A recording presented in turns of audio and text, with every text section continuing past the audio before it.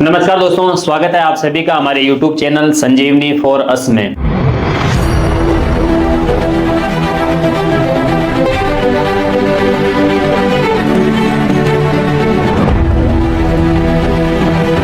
कई सारे ऐसे मेडिकल वर्ड सुनते हैं जैसे anterior, posterior, medial, lateral, proximal, superficial, deep.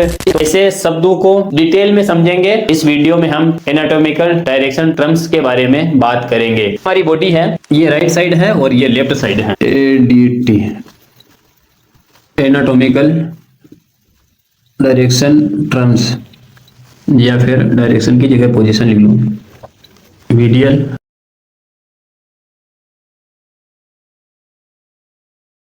ये हमारी medial, lateral, superior, inferior, anterior, posterior, proximal, distal, superficial, deep, unilateral, bilateral, ipsilateral, contralateral. इन्हीं को डिटेल से समझेंगे। सबसे पहले समझेंगे मीडियल और लेटरल को।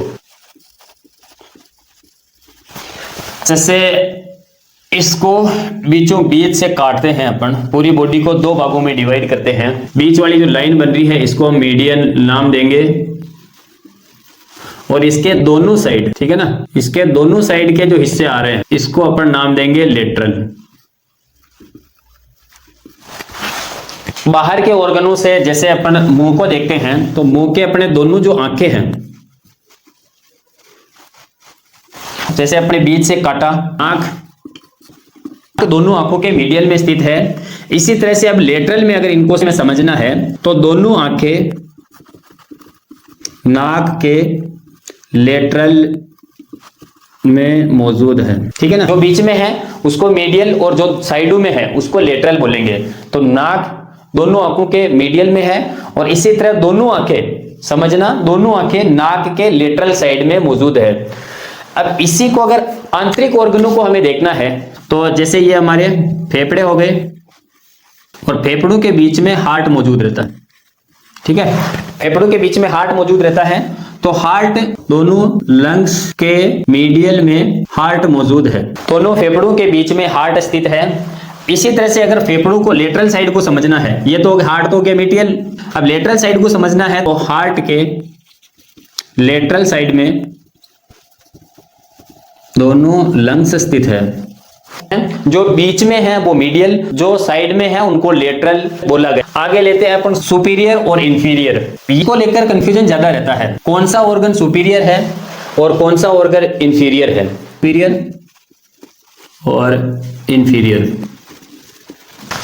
जब बॉडी को बीच से दो भागों में डिवाइड करते हैं, एक तो हमने मीडियल को समझने के लिए खड़े पार्ट में डिवाइड कर लिया, और सुपीरियर इंफीरियर को समझने के लिए बॉडी को बीच से दो भागों में डिवाइड करते हैं। तो जो ऊपर का हिस्सा है, जो ऊपर का हिस्सा है वो सुपीरियर, और जो नीचे का हिस्सा है वो इंफीरियर कहलाता है।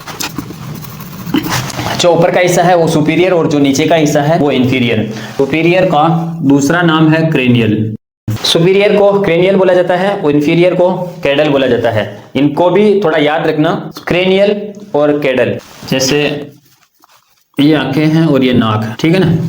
अब इसको अपन ने बीच से काटा, तो जो आंखें हैं वो नाक के सुपीरियर रीजन में स्थित है, ठीक है ना। समझना, आंखें नाक के सुपीरियर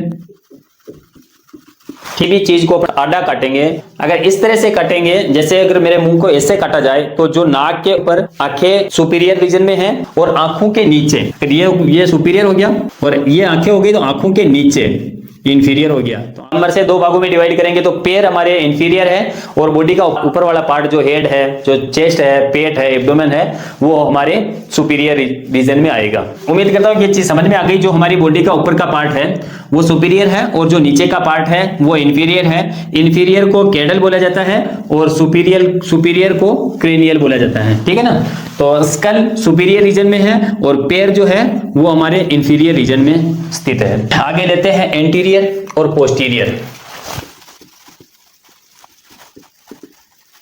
एंटीरियर और पोस्टीरियर, इससे ही आप समझ सकते हैं फ्रंट पार्ट ऑफ बॉडी, और पोस्टीरियर है वो बैक साइड ऑफ बॉडी। जो हमारे सामने की साइड में है, अगर मैं जैसे ऐसे खड़ा हूं तो जो मेरा नाक है, आंखें हैं, पेट है और घुटने हैं, ये मेरे एंटीरियर पार्ट में आ रही है, और जो सिर के पीछे वाला हिस्सा है, पीठ है, कंधे है, कोहनिया है, ये मेरे बॉडी के पोस्टीरियर पार्ट में आ रही है। अगर मेरे को यहां से ऐसे काटा जाए तो जो आगे वाला जो हिस्सा आएगा उसको एंटीरियर, और जो पीछे जो हिस्सा जाएगा उसको पोस्टीरियर बोला जाएगा, ठीक है ना। तो बॉडी का सामने वाला जो पार्ट है फ्रंटल बोन और ऑक्सीपिटल बोन। ब्रेन का फ्रंटल लोब जो है वो एंटीरियर में आएगा, और ब्रेन का ऑक्सीपिटल लोब जो है वो पोस्टीरियर में आएगा। एंटीरियर को वेंट्रल भी बोला जाता है, और जो पोस्टीरियर है उसको डोर्सल, और पोस्टीरियर का दूसरा नाम डोर्सल है, ठीक है ना।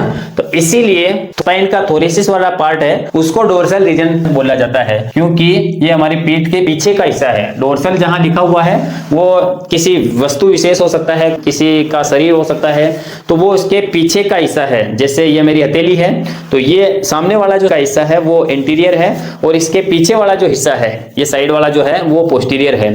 तो ऐसे देखेंगे हम, जैसे हम एनाटॉमिकल पोजीशन में देखेंगे तो ये हमारी एनाटॉमिकल पोजीशन है, उसमें हथेलियां हमारे सामने की साइड में रहती है, तो ये हथेलियां हमारे एंटीरियर है, और हथेली के पीछे वाला जो हिस्सा आ रहा है, ये डार्क साइड वाला जो हिस्सा आ रहा है वो पोस्टीरियर है। तो इसको डोर्सल भी बोलते हैं, और एंटीरियर को वेंट्रल भी बोला जाता है। उम्मीद करता हूं कि सारी चीजें आपको सही से दिख रही होगी, और सारी जो मैं बता रहा हूं समझ में आ रही होगी। फिर भी अगर आपको समझ में नहीं आता है, साफ दिखाई नहीं देता है, तो इसकी आपको कमेंट करना, मैं आपको पीडीएफ प्रोवाइड करवा दूंगा। एक बार इसका स्क्रीनशॉट ले लीजिए। आगे बात करते हैं प्रोक्सिमल और डिस्टल। आगे बात कर लेते हैं प्रोक्सिमल और डिस्टल। किसी भी चीज का ऊपर वाला हिस्सा यदि हम डायरेक्शन में ले जाएंगे तो किसी भी चीज का ऊपर जाता हुआ जो हिस्सा है वो प्रोक्सिमल कहलाता है, और नीचे की तरफ जाता हुआ हिस्सा जो है वो डिस्टल बोला जाता है। जैसे मैं यहां से मालिश कर रहा हूं, तो ये ऊपर जो अगर मैं हाथ को ला रहा हूं, इस साइड से जो मैं ऊपर की ओर ला रहा हूं, जैसे इधर से मैं किसी चीज को खींच रहा हूं, शर्ट ऊपर ले रहा हूं, तो ये प्रोक्सिमल हो गया। और इसी को अगर मैं नीचे खिसका रहा हूं, ध्यान से देखना, जैसे मैं इसको ऊपर चढ़ा रहा हूं, बाह को ऊपर चढ़ा रहा हूं, तो ये प्रोक्सिमल हो गया।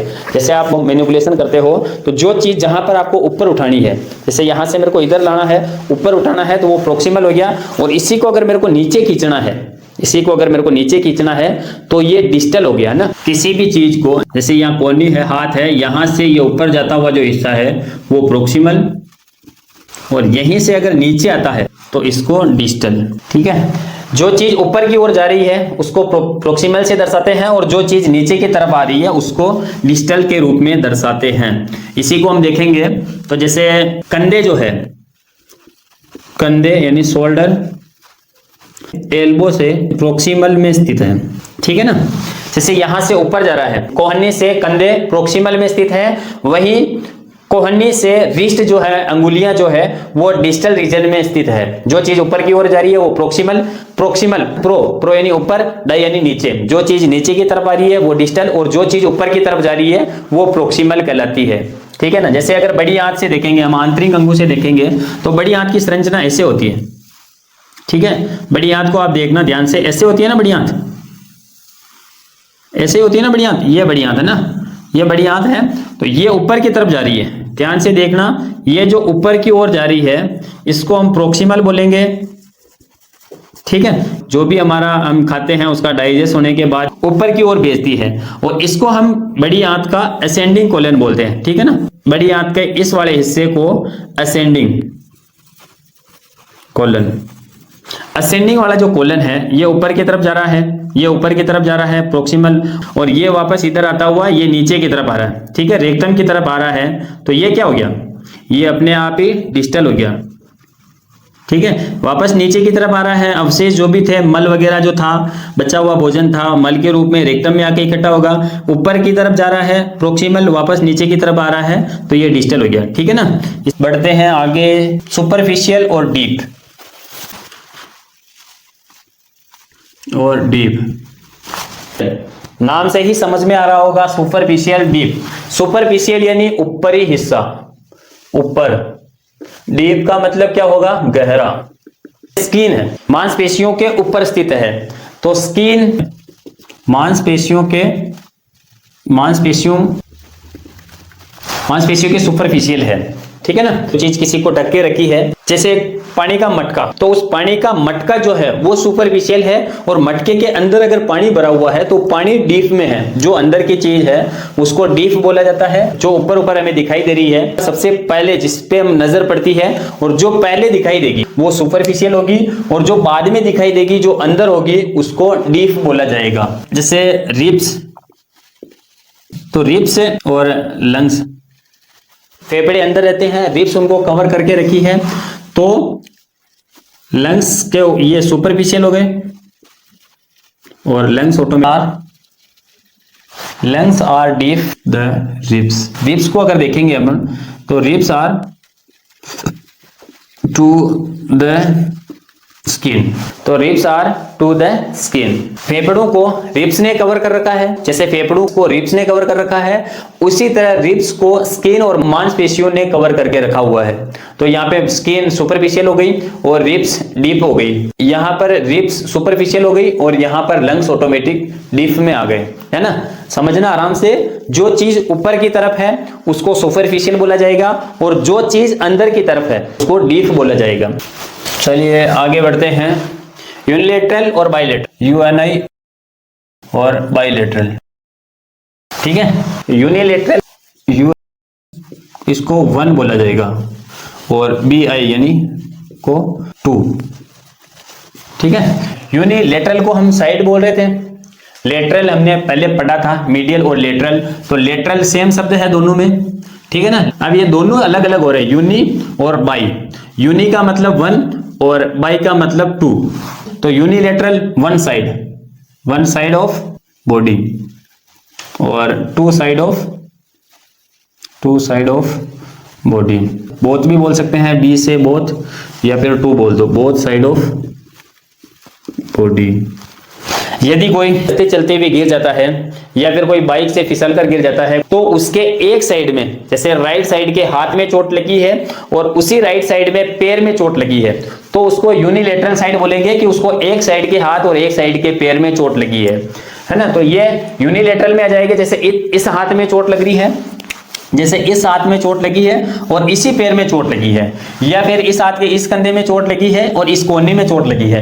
एक साइड, यूनिलेटरल मतलब वन साइड, यानी एक साइड में अगर चोट लगी है तो उसको यूनिलेटरल बोले जाएगा। और दोनों साइडों में अगर चोट लगी है, जैसे ये कंधा छुल गया और ये कोहनी छुल गई, या फिर इसके इस हाथ में चोट आई है, राइट साइड वाले हाथ में चोट आई है और लेफ्ट साइड वाले पैर में चोट आई है, तो ये बोथ साइड ऑफ बॉडी, तो दोनों साइड में लगी है, तो बोथ साइड उसको बाइलेटरल में बोला जाएगा, और सिंगल साइड को लेटरल साइड में समझा जाएगा। कोई जल जाता है तो एक साइड से अगर वो जलता है तो यूनिलेटरल साइड, और दोनों साइडों से जलता है, एक साइड में भले एक हाथ एक पैर या फिर आधा पूरा जल जाता है, या फिर आधे में कहीं लग जाती है, या फिर किसी को पैरालिसिस वगैरह आता है, लकवा आता है, तो एक साइड लकवा आता है, एक साइड में जो लकवा आता है उसको यूनिलेटरल। जैसे पूरी बॉडी में दोनों साइडों के दोनों हाथ काम नहीं कर रहे हैं, दोनों पैर काम नहीं कर रहे हैं, तो उसको बाइलेटरल बोला जाएगा, है ना। इस तरह से इसको समझना है। यूनि मतलब वन साइड और बाई मतलब 2 साइड। UNILATERAL, शरीर एक साइड वाला भाग, और बाइलेटरल बॉडी के दोनों साइड वाला भाग। देखने में नॉर्मल चीज लग रही है, लेकिन इनको याद रखना और इन शब्दों को समझना आपके लिए बहुत ही जरूरी है। यदि आप मेडिकल फील्ड से हो और मेडिकल फील्ड से नहीं भी हो तो भी बॉडी के साइड को समझना बहुत जरूरी है। जैसे लेफ्ट और राइट में हम बड़ा कंफ्यूजन रहता है, राइट और लेफ्ट, ये एनाटॉमिकल पोजीशन है। जिस साइड में आपका हार्ट मौजूद रहता है उसको लेफ्ट साइड बोला जाएगा, और हृदय के अपोजिट साइड को राइट साइड हम समझा जाएगा। चाहे आपका मुंह किसी भी दिशा में हो, जिस साइड में आपका हार्ट स्थित है उसको लेफ्ट साइड, और हार्ट के अपोजिट साइड को राइट साइड बोला जाएगा। तो ये हार्ट के साइड वाला तो हो गया आपके लेफ्ट साइड, और हार्ट के अपोजिट जो है वो राइट साइड। देखने में ये चीजें सिंपल लग रही है, लेकिन इनको याद रखना, इनकी जानकारी रखना हर किसी के लिए पॉसिबल नहीं है। ये वीडियो आपके लिए बहुत ही ज्यादा इंपॉर्टेंट है। इस वीडियो को सेव करना, इस वीडियो को लाइक करना, और इसको जितना हो सके उतना शेयर कर देना। यदि आप मेडिकल फील्ड से ताल्लुक रखते हो तो ये वीडियो आपके लिए बहुत ही ज्यादा इंपॉर्टेंट है। साइड को लेकर, डायरेक्शन को लेकर, पोजीशन को लेकर हर किसी में कंफ्यूजन रहता है, और यदि आप प्रैक्टिस करते हो तो ये शब्द आपको जानना बहुत ही ज्यादा जरूरी है। इसका स्क्रीनशॉट ले लीजिए, फटाफट इसका स्क्रीनशॉट ले लीजिए, फिर आगे बढ़ते हैं इप्सिलेटरल और कॉन्ट्रालेटरल। इप्सिलेटरल और कॉन्ट्रालेटरल है ना, ये दो शब्द है, इप्सिलेटरल और कॉन्ट्रालेटरल। इप्सिलेटरल और कॉन्ट्रालेटरल भी यूनिलेटरल और बाइलेटरल के समान ही है। इप्सी का मतलब होगा सेम साइड, उसमें वन साइड हो रहा था, इसमें सेम साइड, और कॉन्ट्रा मतलब अपोजिट, ठीक है। लेटरल मतलब साइड आ रहा था, इप्सी मतलब सेम, कॉन्ट्रा मतलब अपोजिट। जैसे किसी को चोट लगी है, इस मतलब इप्सी में आएगा कि एक हाथ में दो जगह पर चोट लगी है, एक हाथ में जैसे कंधे पे लग गई चोट और कोहनी में लग गई, सेम साइड के हाथ या फिर सेम साइड के पैर में चोट लगी है, तो उसको इप्सिलेटरल बोला जाएगा। कॉन्ट्रा का मतलब अपोजिट, तो जैसे अगर इसके कंधे में चोट लगी है तो इसके अपोजिट साइड में, तो उसको कॉन्ट्रालेटरल बोला जाएगा। समझ में आ गया होगा। इप्सी मतलब सेम साइड ऑफ बॉडी और कॉन्ट्रालेटरल मतलब अपोजिट लेटरल ऑफ बॉडी। जैसे राइट साइड वाला हाथ ले लिया, राइट हैंड और लेफ्ट लेग, ठीक है, राइट हैंड लेफ्ट लेग, ये हो गई अपोजिट कॉन्ट्रालेटरल। अगर सेम साइड में दो जगह पर चोट लग रही है, 3 जगह 5 जगह पर चोट लग रही है और वो एक ही साइड में है, तो इसको इप्सिलेटरल बोला जाएगा।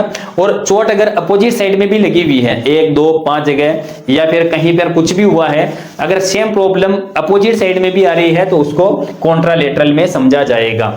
आज के इस वीडियो में बस इतना ही, इसका भी स्क्रीनशॉट ले लीजिए, समझ में नहीं आता है तो आप पूछ सकते हैं। आज के वीडियो में बस इतना ही, मिलते हैं नेक्स्ट वीडियो में, तब तक के लिए जय हिंद जय श्री राम। कई सारे वीडियोस आपको हमारे इस चैनल पर मिलेंगे।